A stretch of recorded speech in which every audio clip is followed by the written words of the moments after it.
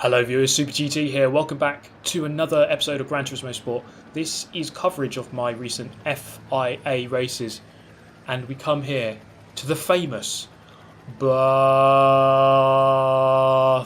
circuit in Australia. And this is the first race of two. The second race is the N500 Porsche Cup, essentially. We'll get to that in a moment after this. My car does a weird dance in qualifying over that bump. You really ought to lift. You see there, it does a really weird shimmy. Messes up my first qualifying lap. Now Bathurst isn't one of my best tracks, it really isn't. You see that my first lap, 5.4 seconds off the pace. This is what happened last time, if you remember. Mum, where did you put the road? So that happened last time. We have a chance to correct our mistakes here and practice the pit entry correctly. We get it dead right that time. Okay, we're good. We're not going to make that stupid mistake again and have to threaten, hanging from some rope a couple of moments later. We're fine this time around. We know how to do that pit entry. That isn't the problem. The problem is my pace, my awful pace. This is a track that I'm not always great around, and by always great around I mean just I'm never great around here. It just seems to be one that it's just, I'm just not good here. Some tracks you're better at, some tracks you're worse at. This is one of the tracks I'm not that great at. It is a very difficult track, to be fair to it, and I do relish in the challenge. And unfortunately my second qualifying lap was just, man, it is so awkward, as this guy just made a mistake and I couldn't quite get past him. And ultimately we did beat our lap time there on that second attempt. I'm not even on the front page though, as we have to scroll down to find myself on the results. 18th. 4 seconds off the pace. Absolutely shocking. To be fair, even if that Lamborghini wasn't there on that qualifying lap, I would have only been 16th at best. Things really weren't going my way. Starting 18th though, obviously this leaves plenty of potential to gain some positions. Let's just see what we can do. And you know what? I do like the races where it's hard, where it's difficult. If it's difficult, you're in with some good players, you're only going to be getting better. I'd rather finish last in a good lobby than first in a bad lobby, because you're going to be learning a lot. You're going to be, you're going to be improving a lot more, racing against the better players. Let's see what we can do here, though. This was a very strong lobby. If you look at some of the names in here, these are some really top players, and there's some strength in the lobby. From the front to the back. There's some really good players throughout, so this was never going to be an easy race. Even behind me is Quintin, who's also a very fast player, made some sort of mistake in qualifying. He's probably going to come and overtake me and I should drop down to 19th at some point. At this point here, going down the back straight towards the chase, I'm just going to make contact with him slightly, but I am going to go past. He's got the nice flying lizard livery there. Up into 17th, so we've gained a position at the tail end of lap 1. Things could be worse, I suppose, although we have dropped off the back of the guys ahead. This is the end of lap 4 now. We're going to try to not mess up the pit entry, and we pretty much judge it to perfection as we come through. Going onto the hard tyre, so the choice of mediums and hards. I think everyone opting for the hard tyre. Overall, the quicker tyre, given the horrible tyre wear you get through here. You need better tyre. You need less worn tyres. Because if you go for the medium, by lap 3 or 4 of your stint, you're going to be dying through this section here. This is the final lap though. We have got through this race fairly quickly. I was on my own for a lot of it, but these two guys having some sort of incident on the final lap, and that did give me the potential to maybe gain a position or two. We should be gaining one because the Alpha here has a 9.1 second penalty. As we do actually go past him on track, we don't have to wait for that penalty to come into effect.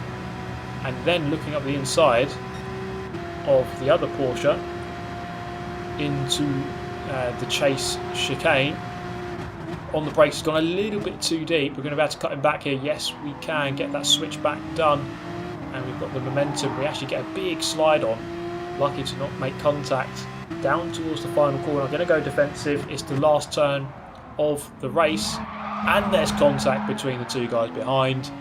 It's not being resolved very nicely as we come across the lines. Finished 15th, so good little end there. I gained a couple of positions. I started 18th, finished 15th, and overall a disappointing result. We do definitely need to improve. It's my best personal rank, but only because it's my first race of this season. Okay, we move over to the second race, the Nations Cup now. It's meant to be an N500 race, so you've got, you see here just how many cars I could choose. But everyone bar one opting for the Porsche 911, as you can see here. This is turning out to be, well, it might not be the best car. In qualifying, I make a stupid mistake by just dipping two wheels onto the grass. This gives me the worst possible run onto this qualifying lap. I was thinking about going backwards and going back into the pit lane, but then I decided against it. I thought, right, I'm going to just get one qualifying lap here. And here it is. This is my qualifying lap that I'm going to get. Into the final turn, the lap was actually going okay at this point here. Into the chicane and just getting a penalty at the wrong moment.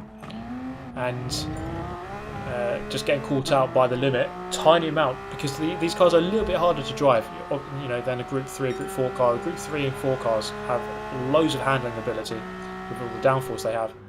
And this road car doesn't quite have that. It doesn't have good brakes, it doesn't have good handling. It does have a lot of power, but in the end, finishing 14th in qualifying, it might have been around somewhere that area between 7th and 12th had I not got that penalty. But that happened, and we must deal with it and get on with it. Here we go then, 7 laps of Suzuka, which is essentially a Porsche Cup. There is an Alpha behind us, and someone's gone for the 4C. Brave decision, as they are the only one to not use this Porsche. And we're having to brake a lot earlier. Normally you're braking around about the 50, turning in / braking on the 50 board into turn 1 in a Group 3 car. In this car, before the 100 board, quite a lot earlier. You've got so much power. It's just the brakes and the handling isn't quite up to scratch. You do really have to adapt your driving style in this kind of car. This is going to be a race though where people are going to be making mistakes. It's not a car class that people really drive as much in this game compared to the Group 3 and 4 cars. So as a result of that, I predict that there's going to be plenty of mistakes. I'm probably going to make some mistakes as well. We'll see how that pans out. At this point here, just really trying to keep it solid. And this first lap here really really showcases just how good or useful a rolling start is. With a single file rolling start, it really spreads the pack out. There's less drama, less crashes.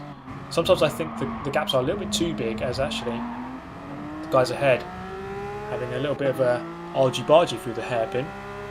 Sometimes the gaps are a little bit too big on the rolling starts, and that you can't even overtake anyone at all for like half a lap at least. But at least that does keep it clean, I suppose, and lets you settle into the race. And it does make qualifying a little bit more important as the pack spreads out. You see I'm already 8.5 seconds behind the lead. Despite having a decent lap, it's just the field spread is so large with this rolling start. And again, I have to deal with it. If I didn't qualify well, then that's my problem. Okay, coming down the back straight towards 130R for the first time of 7. We're going to miss the chicane a little bit. Welsh boy up ahead, drifting wide. Suzuka is one of those circuits where the sucking forces are very strong and the temptation is very real around here. The Frenchman ahead, not getting the best exits on the chicane. We're going to move up one position up to 13th. I suppose one a lap wouldn't be too bad. Would move up to 7th if that were to be the case. The Italian getting pulled wide and getting reset, I think, or quitting the race. I couldn't quite see. Welsh boy here on the left hand side, going around the outside. I'm going to sweep across, and to be honest, I don't really think I gave him enough room. I kind of swept in way too early, and I'm going to keep the position for now, but it wasn't a great move. I can admit that. Yellow flag. Okay, interesting situation. Degner 1 and 2. And it's the Spaniard who's actually very close to the front of the race, maybe in the lead. I'm going to ghost through him here. I was thankful that his ghost didn't appear or come out of the ghost just as I got to him. Thankfully, I was just about able to get through. Into this turn, I'm going to bail myself out. Oh, man. All around me are familiar faces. I'm in a dark place right now. I swear that I was going to hit him, and I I essentially committed racing suicide by bailing myself out. Welsh boy getting sucked off, and well, disaster there. I was trying to be nice, and I think I was going to make contact. Actually, looking at it in slow motion, if you look at that in slow motion, that incident at the hairpin, I think he realised what was happening. He turned away. He wasn't actually going to turn in. I probably could have made that move cleanly, but only really because it was a savage lunge. I sacrificed myself for the good of the race and the good of not getting damaged. I suppose we could have very easily got damaged there, and I could have ruined both of our races, because this is intended to be a no-stop race. You don't want to have to go into the pit lane here. We're on the soft tyre, the SS tyre actually. So I'm a member of the SS with SS tyres. This is really as Nazi as it gets right now. A little bit later on in the race, just really trying to get back onto terms with this group ahead. In 11th at this point here, so we started 14th. We have gained positions at this point, despite some of the mistakes that we've been making. And into turn 1, the Frenchman makes a mistake, and I was guilty of just watching what he was doing, and I make a mistake myself. This is the view behind. We're going to have a look at the battle. You can see myself just up ahead, got a Hungarian immediately behind me. We're on board with a Frenchman here in 12th position. I'm really on the back foot here, as the Hungarian is swarming all over me, trying to get away past. Into the turn, through the S's, going to look for the move, a move which wasn't really on. He sent it up the inside regardless, and I'm just about going to keep the position of 10th. Now the Frenchman I think it is here. He is a Frenchman, yes. He's going to go for the move through Dunlop. Is it going to pay off for him? Not quite. The Hungarian still settled into 11th. As we come through Deckner 1 into Deckner 2, the Hungarian making a mistake. He's going to cut across the grass. How is this one going to develop? With the Frenchman going off of the circuit, it's all kicked off there, and he actually ends up quitting. Around me are familiar. Oh man, that Frenchman, you got to feel sorry for him. He just on the receiving end. Perhaps that's an advantage of chase view. If he was in chase view, he would have seen that Hungarian cutting across the track, and he would have avoided it. Maybe he was in hood view, couldn't quite see it, and well, gets sent to the shadow realm. Now in 10th position, Bokomomo up ahead, making a mistake through turn 2. He's going to lose some crucial momentum. I'm up behind a German, and he's in turn behind the Belgian. As we fight our way through the S's. Lap 6 now. The tyres really beginning to wear out.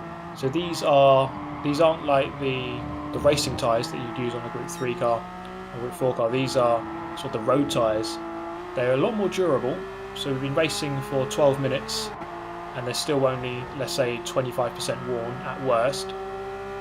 And this doesn't seem too bad, but the cars are sliding now. You can see just how much everyone is turning this into a Gymkhana session.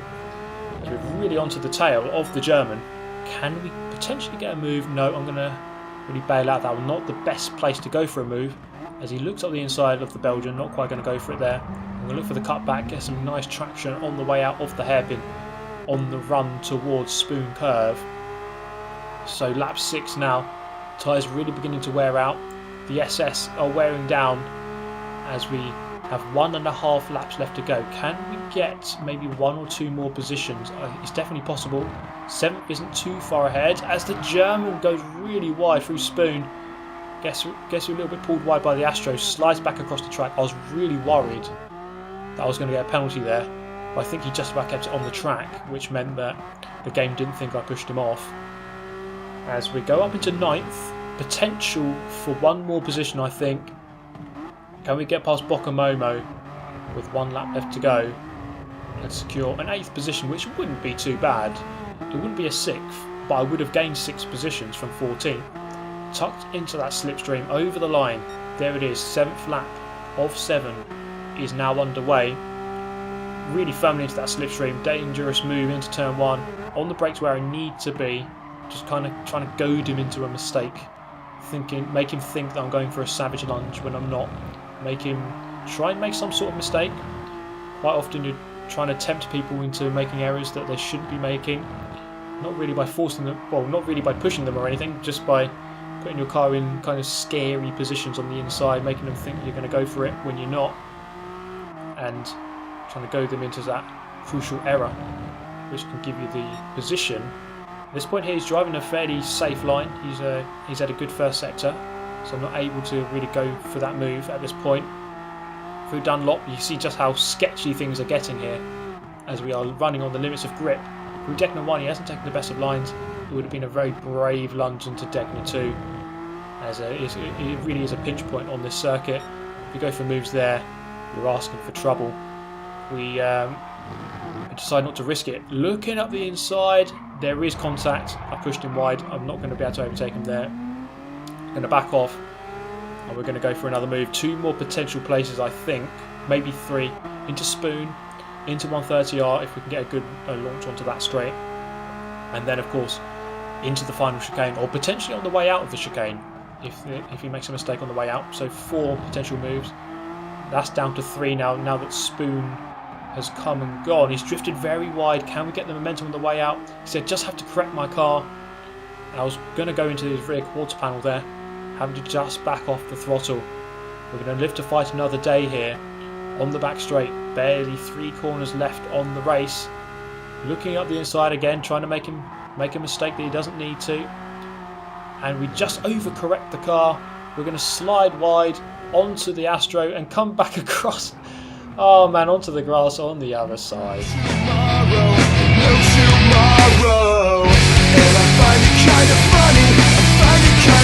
And the Bottle Job Super GT has resurfaced once again. I'm down to 10th. It could have been 8th, but it's going to be 10th. Oh well, it was good fun. It was a good race actually. Plenty of enjoyment in that one. It's a difficult car to manage to drive, but I did enjoy the challenge actually. Finishing 10th, and I suppose we did gain 4 positions. Shout out to Zombie Blaster in the 4C there for finishing not last. Well done to him. There are the final results as we finish in 10th. The pace wasn't too bad. I was only 4 tenths off the fastest, about 5 tenths off the fastest lap, but just the consistency wasn't there. But that's the end of the video. Thank you for the support as always. Thank you for tuning in. I will see you in the next video. Goodbye.